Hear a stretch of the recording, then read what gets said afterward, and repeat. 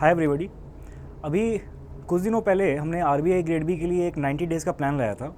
सो उससे रिलेटेड बहुत सारे डाउट्स थे लोगों के कि जैसे हम रीड करना स्टार्ट कर रहे हैं जब, तो हमें काफ़ी कुछ उसमें इंपॉर्टेंट लग रहा है, तो कैसे फ़िल्टर करें और एग्जैक्टली ऐसे क्या क्या पॉइंट्स हैं जिसको कि दिमाग में रखना चाहिए सो दैट आपकी रिवीजन अच्छे से हो पाए। ठीक है, बहुत सारे लोग ऐसे भी होंगे जो फर्स्ट टाइम रीड कर रहे होंगे, तो जो फर्स्ट टाइम रीड कर रहे हैं, फर्स्ट टाइम रीड करने में एक प्रॉब्लम हमेशा आती है कि आपको सब कुछ इंपॉर्टेंट सा लगता है, राइट? तो आप वहाँ पे फ़िल्टर नहीं कर पाते।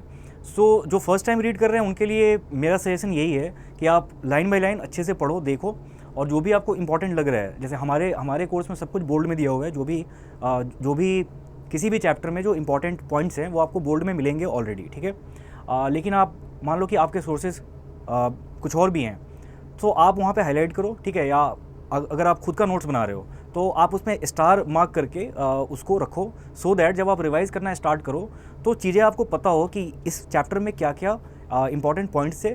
और ये जो इंपॉर्टेंट पॉइंट्स मैं बोल रहा हूँ, तो इसके लिए रेफरेंस आपको रखना होगा जो पास्ट ईयर के क्वेश्चंस हैं। ठीक है, आप वो देखो, वहाँ से आपको आइडिया लगेगा कि पहले एग्जाम में क्या पूछा जा चुका है। ये 100% फुल प्रूफ नहीं होगा, बिकॉज जो क्वेश्चंस होते हैं वो लाइन बाय लाइन किसी को याद नहीं रहते। ठीक है, जैसे मैनेजमेंट की बात करो, अगर मैं मैनेजमेंट में बहुत सारे क्वेश्चंस पैसेज बेस्ड भी होते हैं कि कोई सिचुएशन दी होती है और उसके अकॉर्डिंग आपको चूज़ करना होता है कि ये कौन सी पार्टिकुलर थ्योरी है। ठीक है, सो ये सबको याद नहीं रहता, एग्ज़ाम से आने के बाद ये इतना याद नहीं रहता। तो क्या करते हैं लोग कि एक या दो लाइन का क्वेश्चन फ्रेम करके, सो दैट बस उसका सेंट्रल थीम पता चले कि क्वेश्चन में किस थ्योरी के बारे में पूछा गया है और इसका आंसर करने के लिए जिन जिन चीज़ों की रिक्वायरमेंट है, जो फीचर्स वहाँ पे हाईलाइटेड होने चाहिए, सो दैट आप वो पार्टिकुलर थ्योरी गेस कर पाओ।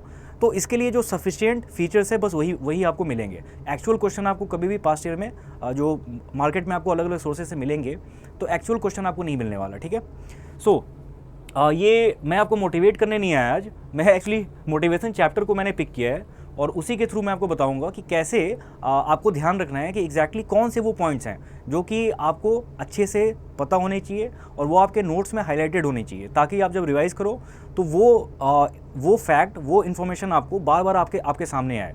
ठीक है, सो दैट वो आप याद रख पाओ लंबे टाइम तक। ओके, तो इसका कुछ एग्जाम्पल लेते हैं। मैं पूरा चैप्टर नहीं करा रहा अभी।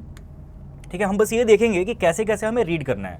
अब जैसे अगर आप मोटिवेशन चैप्टर की बात कर रहे हो, सो अगर हम ब्रॉड कैटेगरी की बात करें तो दो हो जाएंगे। पहला होगा कंटेंट थ्योरी और दूसरा है इसमें प्रोसेस थ्योरी।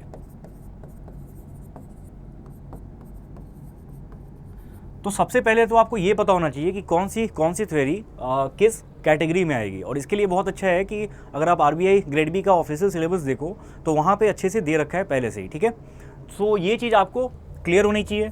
अब ये क्लियर कैसे होगी? जो बहुत ही बेसिक सी बात है इसको लेके, कंटेंट थ्योरी में वैसे थ्योरीज आते हैं जो कि पार्टिकुलर किसी नीड के ऊपर बात करेंगे कि इसी से मोटिवेशन मिलती है लोगों को। ठीक है, अब जैसे अगर मैस्लो की थ्योरी की बात करें, जिन्होंने सबसे पहले उनके थ्योरी का नाम है नीड हायरार्की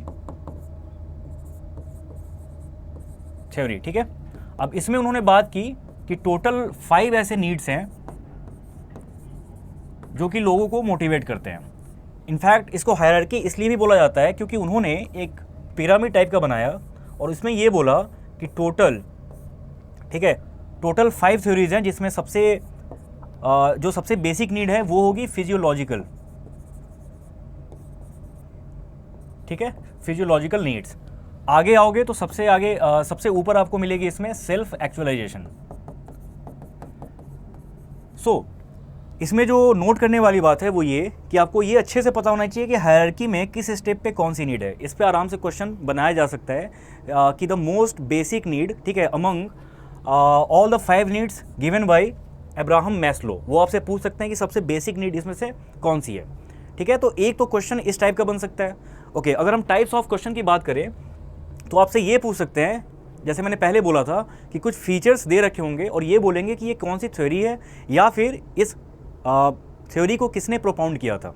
ठीक है, उसमें आपको इंडिविजुअल्स का नाम भी पूछ सकते हैं और थ्योरी का नाम भी पूछ सकते हैं। एक तो हो गया ये क्वेश्चन। दूसरे टाइप के क्वेश्चंस बन सकते हैं बेस्ड ऑन द कीवर्ड्स। ठीक है, कि किसी भी थ्योरी में जो कीवर्ड्स हैं उसके बहुत सारे हो सकते हैं। जैसे सबसे पहला कीवर्ड तो ये हो सकता है कि टोटल कितने टाइप के नीड्स है उसमें, राइट। इसके अलावा कुछ कुछ और भी कीवर्ड्स हैं जो कि किसी पार्टिकुलर थ्योरी से एसोसिएटेड हो सकते हैं। जैसे मैस्लो की थ्योरी को आप देखोगे तो इसमें एक टर्म आता है, जिसको बोलते हैं सेटिस्फैक्शन प्रोग्रेशन। ठीक है, अब ये क्या है? और इसी से रिलेटेड एक और टर्म है जो कि आपको दूसरे थ्योरी में मिलेगा, जिसको बोलते हैं फ्रस्ट्रेशन रिग्रेशन। तो सबसे पहले हम ये समझ लेते हैं थोड़ा कि एक और थ्योरी है इसी के जो जस्ट बाद आई थी, उसको बोलते हैं ईआरजी थ्योरी। ठीक है, जो कि दिया था किसने? वो दिया था एल्डर्फर ने, ईआरजी थ्योरी।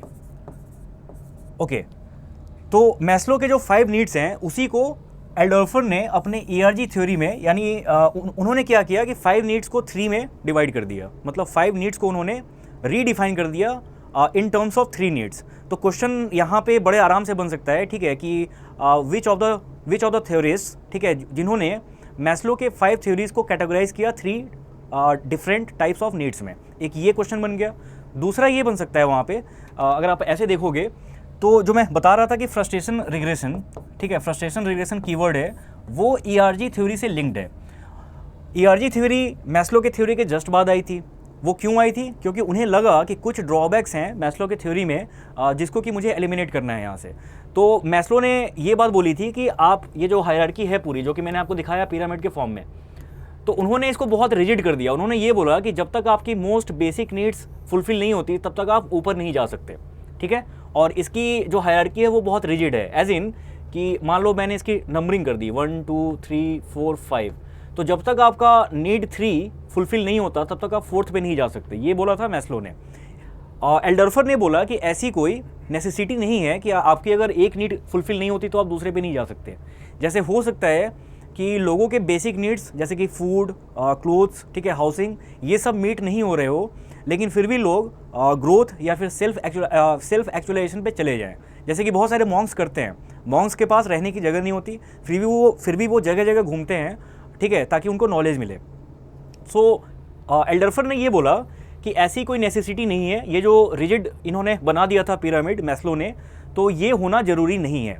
अच्छा, इसी को उन्होंने नाम दिया फिर फ्रस्ट्रेशन रिग्रेशन। मतलब कि अगर आपकी एक नीड फुलफिल नहीं हो रही है, वो कोई भी नीड हो सकती है, तो फिर आप उसके नीचे जा सकते हो। लेकिन मैस्लो की थ्योरी है, मैस्लो ने ये बोला कि अगर आपकी एक नीड पूरी हो जाती है तो आप हमेशा उसके ऊपर का ही देखो, आप नीचे नहीं आ सकते।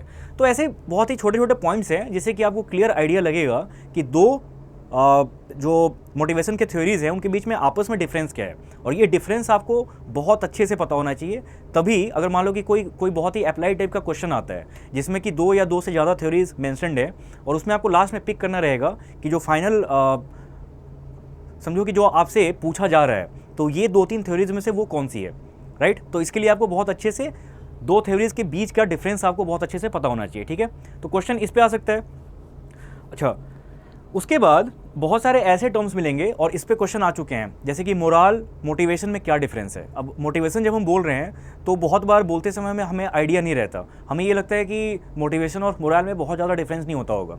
लेकिन आप चैप्टर को रीड करोगे तो आपको मिलेगा वहाँ पे ऐसा कि मोरल एक ग्रुप कॉन्सेप्ट है, ठीक है, लेकिन मोटिवेशन हमेशा इंडिविजुअल लेवल पे वर्क करती है। तो अगर टीम के सारे लोगों का मोटिवेशन हाई है, ठीक है, इंडिविजुअल लेवल पे सारे लोगों की मोटिवेशन हाई है, तो फिर ऐसा हो सकता है कि पूरे टीम का मोरल एक साथ हाई हो, राइट। लेकिन अगर टीम का मोरल हाई है तो हम ये नहीं बोल सकते कि सारे इंडिविजुअल्स की मोटिवेशन वो हाई लेवल पे है। तो बहुत सारे डिफरेंसेस हैं जो कि आपको अच्छे से पता होना चाहिए, और मोरल पे बहुत सारे क्वेश्चंस पहले भी आ चुके हैं और आगे भी आएंगे, ठीक है। तो मोरल के बारे में आपको अच्छे से आइडिया होना चाहिए। अच्छा, उसके बाद और भी है, जैसे कि हम बहुत ही लूज़ लैंग्वेज में बोल देते हैं किसी भी चीज़ को कि ये हमें मोटिवेट करती है, लेकिन कुछ ऐसे भी थ्योरीज है जिसमें मोटिवेशन को भी फर्दर 2 पार्ट्स में डिवाइड किया गया है, इंट्रिंसिक मोटिवेशन और एक्सट्रिंसिक। तो क्वेश्चन आपसे ये पूछा जा सकता है, मान लो कि 4-5 ऑप्शंस दिए हुए हैं और आपसे ये उसमें पूछ दिया गया कि इसमें से कौन सी इंट्रिंसिक नीड है या फिर कौन सी एक्सट्रिंसिक है, तो ये भी आपको अच्छे से पता होना चाहिए। और फिर ऐसे हम देखें तो एक जैसे 2 फैक्टर थ्योरी है हर्ज़बर्ग की, ठीक है, ये भी आपको कंटेंट थ्योरी में ही आएगा। तो हर्ज़बर्ग की थ्योरी में उन्होंने 2 फैक्टर्स दिए हैं। एक को उन्होंने बोला हाइजीन फैक्टर्स, बेसिकली वो सेट है जिसमें बहुत सारे फैक्टर्स हैं, लेकिन ओवरऑल ब्रॉडली उसको बोला जाता है हाइजीन फैक्टर्स, और दूसरे को बोला जाता है मोटिवेटर्स, ठीक है, या फिर सेटिस्फायर्स। सो अगर हम इसको लिखें हर्ज़बर्ग थ्योरी। इसको आप लिख सकते हो टू फैक्टर थ्योरी भी। अब इसमें दो टाइप के होते हैं फैक्टर्स, एक हो गया हाइजीन, दूसरा हो गया सेटिस्फायर्स या फिर इसको मोटिवेटर्स भी बोलते हैं। अब इसमें आपको बहुत छोटे छोटे पॉइंट्स हैं यहाँ पे मिलेंगे जो काफ़ी इंपॉर्टेंट है, उस पर क्वेश्चन भी आ चुका है। जैसे इन्होंने एक बात बोली कि द ऑपोजिट ऑफ सेटिस्फैक्शन या फिर सेटिस्फाइड, ठीक है। अब अगर किसी ऐसे स्टूडेंट से जिसने पढ़ाई जैसे स्टार्ट की है, मैनेजमेंट जिसने पहले नहीं पढ़ा है कभी भी, अगर आप उससे पूछोगे कि सेटिस्फाइड का अपोजिट क्या होगा, तो वो बड़े आराम से आपको बोल देगा कि इसका अपोजिट होगा डिससेटिस्फाइड। लेकिन ये थ्योरी जो मैं बोल रहा हूँ इसके अकॉर्डिंग सेटिस्फाइड का अपोजिट होगा नॉट सेटिस्फाइड, ठीक है। और डिससेटिस्फाइड को उन्होंने अलग वर्टिकल में रखा है, और इसका उल्टा होगा, इसका ऑपोजिट होगा नॉट डिससेटिस्फाइड,